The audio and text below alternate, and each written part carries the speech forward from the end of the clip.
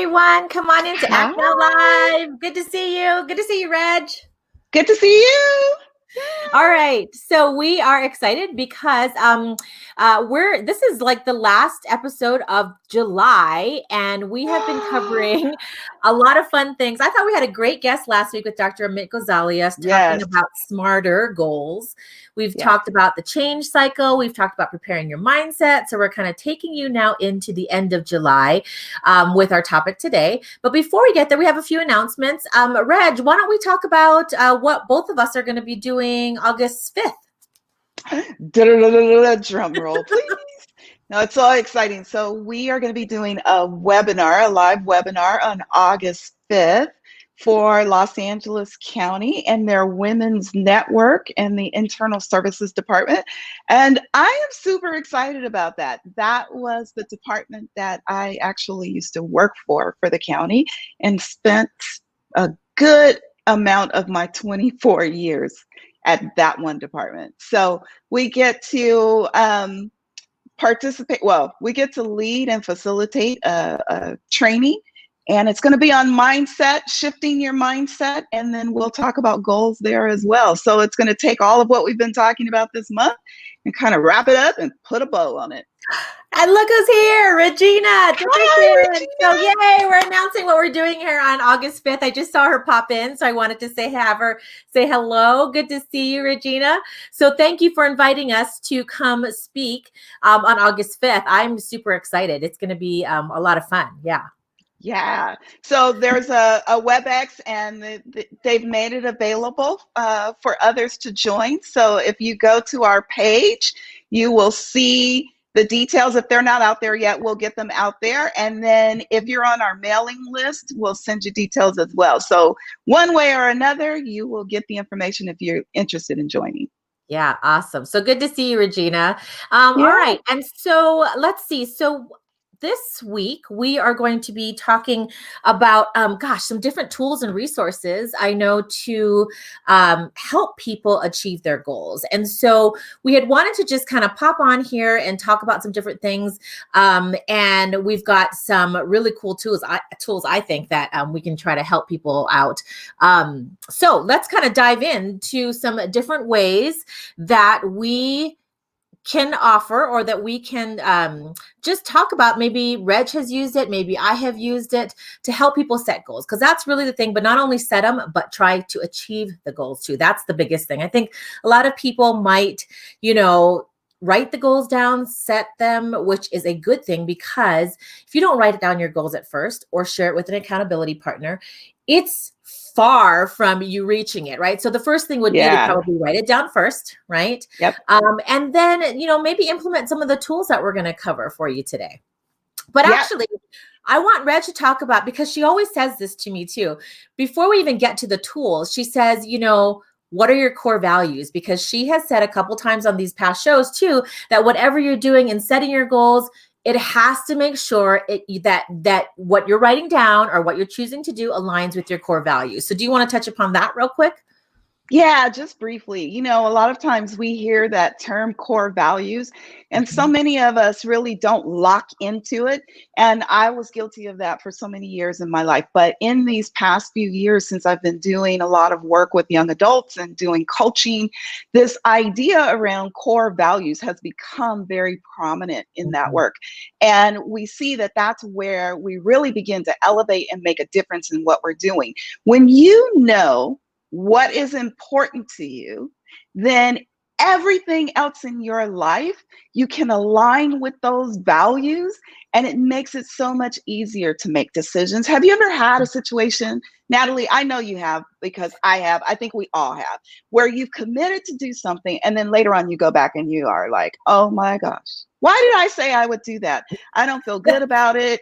I just don't want to do it, right? For whatever reason. I'm going to tell you why you feel that way. You feel that way because it's not in alignment with your core values. And if you aren't locked into those core values, you don't know what they are, you haven't done that work, then you're going to make those kinds of decisions, right? You're going to do things and show up for stuff, and you're not going to always feel good about it.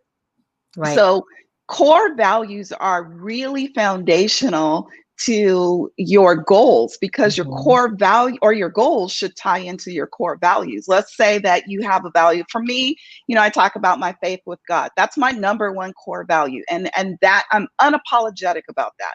And so there are things that I want to do in my faith to just help me as a better Christian, right? And Mhm. so I have goals like read the Bible in 365 days, or journal about something that I've had revelation on it in scripture, whatever it might be.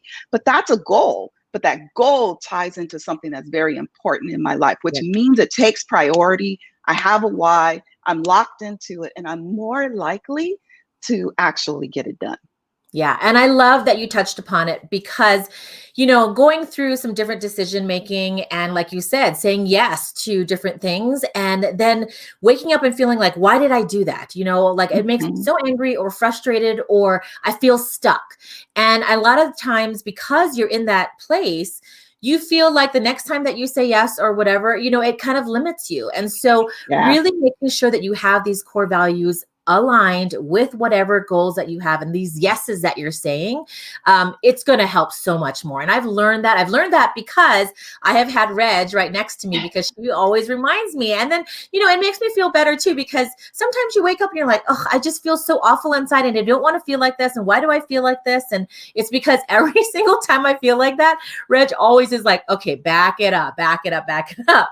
Does this align with your core values? So always, if it's not my voice, it's Reg's voice, it better be in your brain every time that you are going to make a decision to ask yourself, is this aligned with a core value? Because I think Yeah. that it's going to be so much easier to make those decisions, but then also complete what you say you're going to do, right? That's the Yep. whole purpose of having these goals, is not just to set goals, but it's to achieve the goals.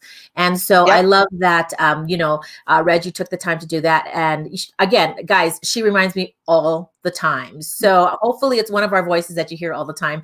Wait, don't make that decision yet. Does this align with your core values? Don't write that goal down yet. Does this align with your core values? So I Yep. think that's super duper important. All right. So let's talk about some different ways that we can, just different resources and tools that we found that can help you set and achieve the goals. So the first one is a planner. And so there's, I know Reg had developed a planner, and I'm just going to put up a picture here.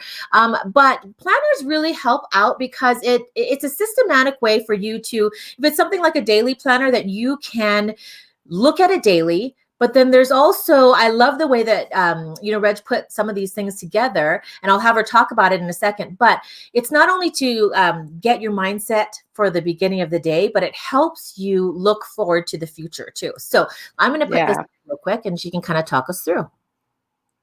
Yeah. So first of all, I want to thank my sister Jeanette Mandy when she was working with Advancing the Seed, our nonprofit, and we have this program called Activate Purpose.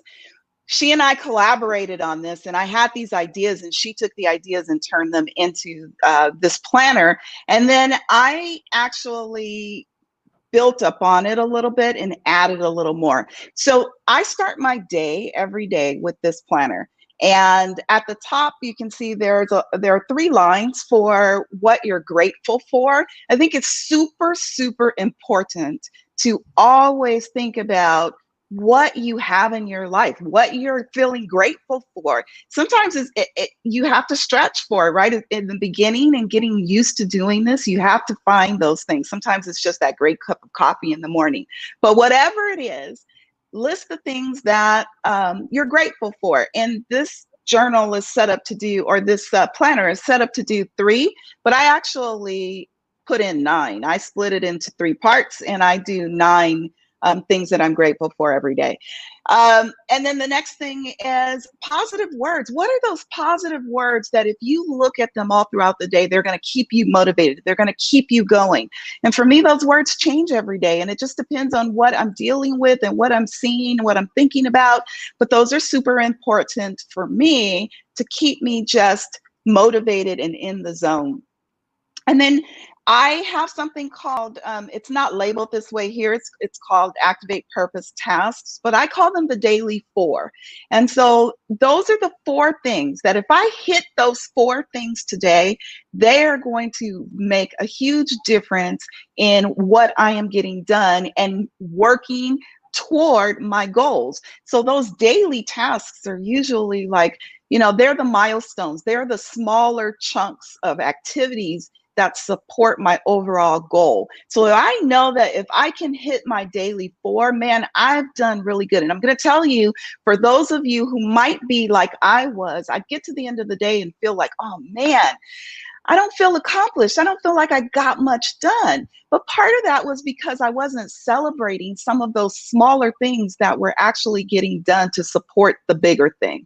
So, there's importance and value in recognizing those things.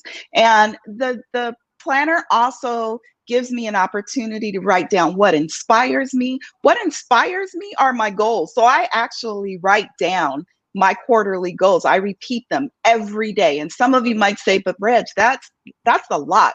But I'm going to tell you, repeating them by writing them every day, they are ingrained in who I am. And I know this is what I have to do. This is what I want to accomplish. And that inspires me. Mm-hmm. It also has a place for reflecting, which is journaling, and then habit tracking. What are my top successes? What did I accomplish today? So the right side of the page is usually what I do at the end of the day, except for the habit tracking. I try to track the habits throughout the day. Anyway, this is my system, and it really, really helps a whole bunch. So. And I love it. And it's a really neat planner. And what I really love about it too is that when she created it, it is a quarterly planner. Now, I know that you've seen different planners out there that are a year, which is also great too. So it depends on what your preference is. But I like the idea of having a quarterly planner because it's like you finish it and then you can put it away and then you can take it out, take out a new one for the next quarter, and a lot of businesses run on quarters, right? And they look at things and they make their like what Dr. Amit Gosalia said too is key performance indicators, right? And so there's different things that people look at, and I love the quarterly process because it makes it a little bit shorter. Which we do have another piece that is in this planner as well that we're going to get to, but it really helps you break down goals, because one of the biggest things I think is sometimes when people write down goals, especially in the beginning of the year, it's like, okay, I have a whole year to be able to do this. And not necessarily, it's going to fall by the wayside. I mean, that's 365 days of forgetting, right? But if you can break it down into smaller pieces, achieve these goals, achieve smaller ones, maybe to reach a bigger one, that's going to be a lot better. So I love the planner idea. I know that journaling is another great way to use a tool or resource. And it can be any type of journaling that, that you want, or even if your journals have things that were in the planner that Reg had shown too, the gratitude part of it, and then writing some different things down. I know that Reg had talked to me about her journaling, and she might be able to elaborate.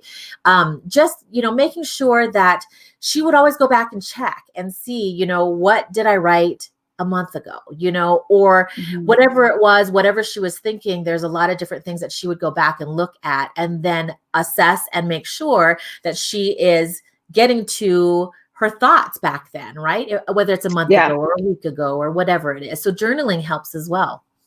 Yeah, journaling, I have found that to be one of the most important tools in my life right now.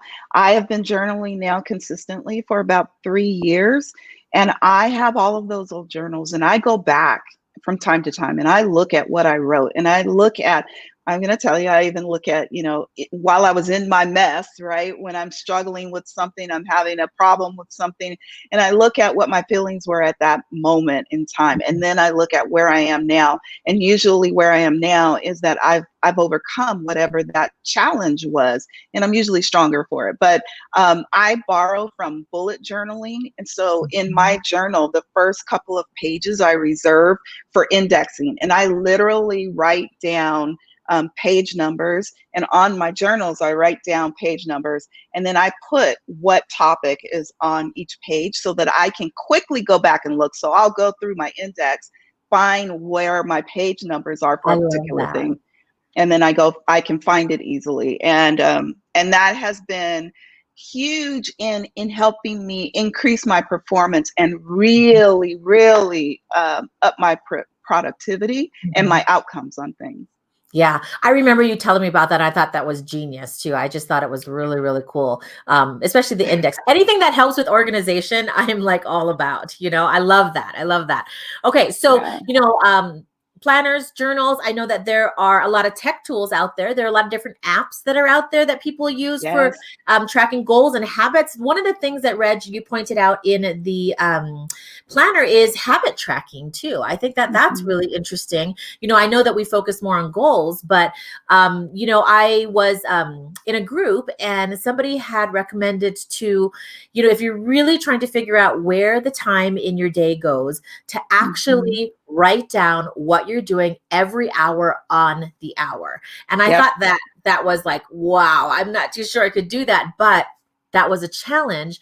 And it does track your habits of when am I just sitting around or when am I doing something then I could have been more productive, and it's not Mhm. really to make you feel bad, but it's really looking at your day and where are these hours going? Because a lot of people say, I don't have enough hours of the day, right? I don't have enough time to Yes. do this. I don't have enough time to Yes. do that. So I thought that was kind of interesting. I know some of the apps that are out there. Again, productive habit tracker, daily planners, there's a Mhm. lot of habit trackers. There's a lot There of are. different, like they're labeled strides or whatever it is. There's Mhm. lots of things that you can put in there, check off your goals, things like that if you're not a paper person. But Mhm. it might be something that we develop because taking a planner into an app would be something that for people that are more techie might want to just stay on their phone and do Yep. things like that. I know You that know, with the other thing is the phone. I'm sorry, the Apple Watch. If you own an Apple Watch, man, it can help with habit tracking. So I get reminded to drink my water. I get reminded to stop and breathe for a breathe. moment. I breathe, stand, drink water, all of those things. I'm reminded. And so that's pretty cool for me because I will forget. I get busy working and I get deep into whatever I'm doing. I totally forget. I forget to drink water and everything else. Yes, yeah. I need to put the water one in. I think I took it off, but I do have the breathe one and the stand one there.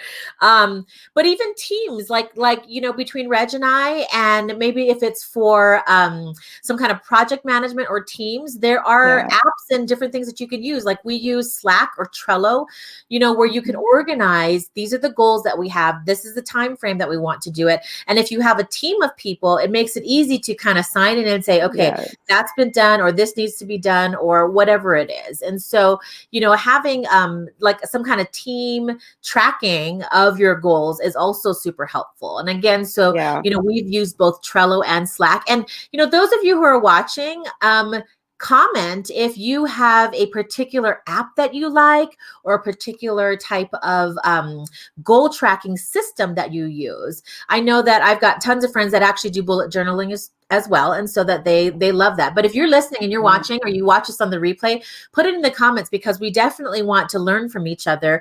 And one type might actually help somebody else, and it's all to each his own. And sometimes you might pick up on something that somebody else is doing and say, you know what, that might work out better for me than what I was doing.